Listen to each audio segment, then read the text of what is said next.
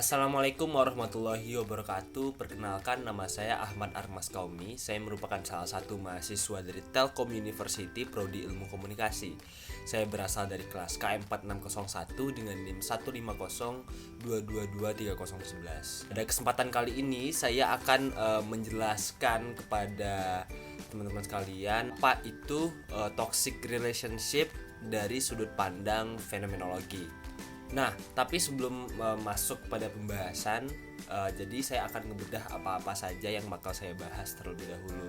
Yang pertama saya akan ngebahas tentang apa sih itu fenomenologi, dan yang kedua saya akan ngebahas tentang apa itu toxic relationship, sehingga pada akhirnya kita bakal ngeanalisa secara luas tentang toxic relationship menurut pandangan teori fenomenologi itu sendiri. Masuk pada pembahasan yang pertama tentang apa sih itu sebenarnya teori filsafat fenomenologi. Fenomenologi adalah pendekatan filsafat yang bertujuan untuk memahami dan menjelaskan pengalaman subjektif manusia. Fenomenologi berasal dari kata Yunani, yaitu phenomenon, yang berarti apa yang muncul atau apa yang tampak. Teori ini dikembangkan oleh Edmund Husserl pada awal abad ke-20.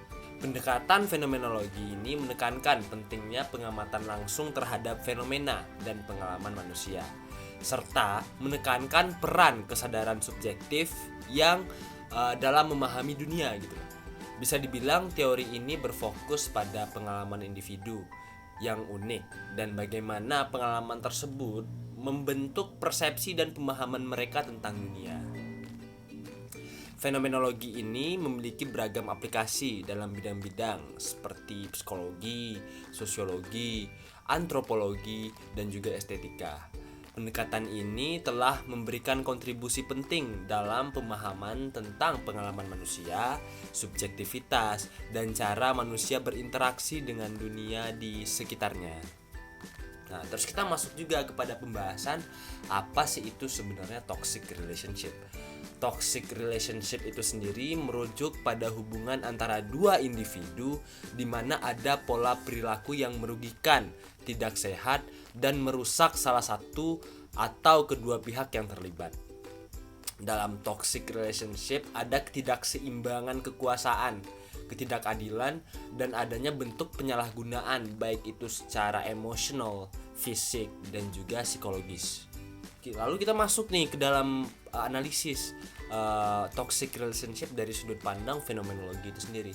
Dalam konteks filsafat fenomenologi, pengaruh masa lalu individu terhadap hubungan toksik dapat dipahami melalui pemahaman tentang bagaimana pengalaman individu membentuk persepsi dan interaksi mereka dengan dunia di sekitarnya. Fenomenologi mengarahkan perhatian pada pengalaman subjektif individu dan bagaimana pengalaman tersebut mempengaruhi pemahaman mereka tentang diri sendiri, orang lain, dan hubungan interpersonal. Nah, dapat kita garis bawahi gitu ya. Kalau misalkan memang dari sudut pandang fenomenologi, toxic relationship ini selalu menekankan tentang masa lalu, latar belakang setiap individu yang pernah mereka alami. Dalam hubungan toksik, pengaruh masa lalu individu seringkali menjadi faktor penting. Masa lalu individu mencakup pengalaman, hubungan, dan trauma masa kecil atau pengalaman masa lalu yang dapat membentuk cara individu tersebut melihat dan berinteraksi dengan hubungan yang ia alami saat ini. Filsafat fenomenologi menekankan pentingnya pengalaman subjektif dan bagaimana pengalaman tersebut membentuk pemahaman individu tentang dunia yang ada di sekitar mereka.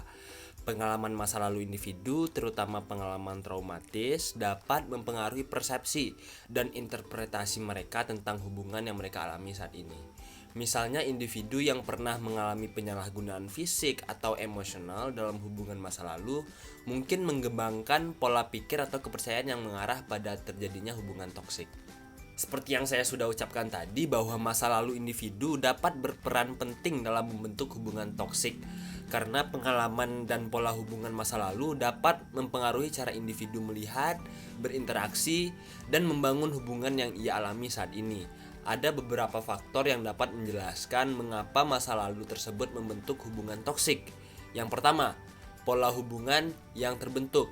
Pengalaman masa lalu, terutama pengalaman hubungan di masa kecil dan masa remaja, dapat membentuk pola hubungan yang terinternalisasi oleh individu.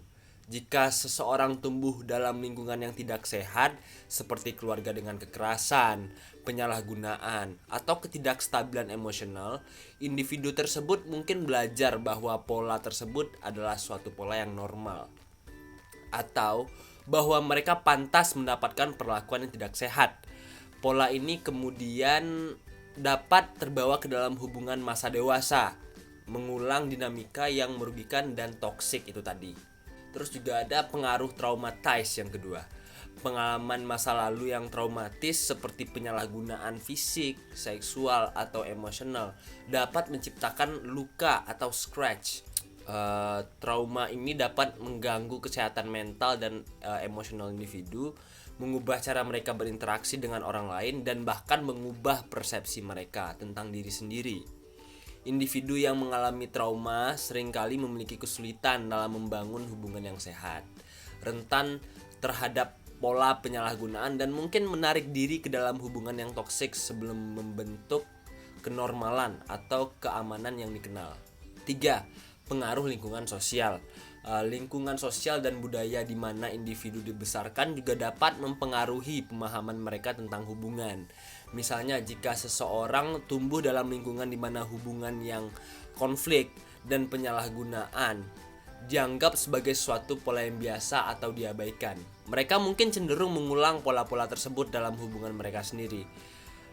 Norma sosial dan budaya juga dapat mempengaruhi persepsi individu tentang peran gender, kekuasaan, dan dinamika hubungan yang pada gilirannya dapat mempengaruhi hubungan toksik tersebut. Yang keempat, kurangnya pemahaman tentang kesehatan hubungan. Jika seseorang tidak pernah terpapar atau diberikan pemahaman yang memadai tentang kesehatan hubungan, mereka mungkin tidak menyadari bahwa pola hubungan yang mereka alami itu adalah suatu yang toksik.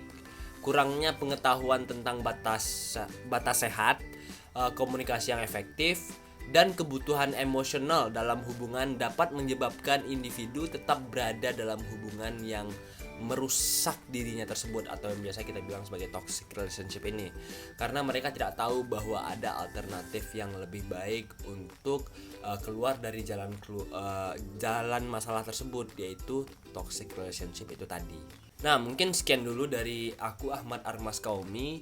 Tadi kita sudah sempat membahas tentang apa itu fenomenologi, terus apa juga itu toxic relationship, dan yang terakhir kita sudah membedah apa itu toxic relationship dari sudut pandang fenomenologi. Karena memang kalau misalkan kita dapat garis bawahi, masa lalu itu tuh benar-benar berdampak kepada individu ketika mereka ingin melakukan aktivitas di present time, di masa sekarang.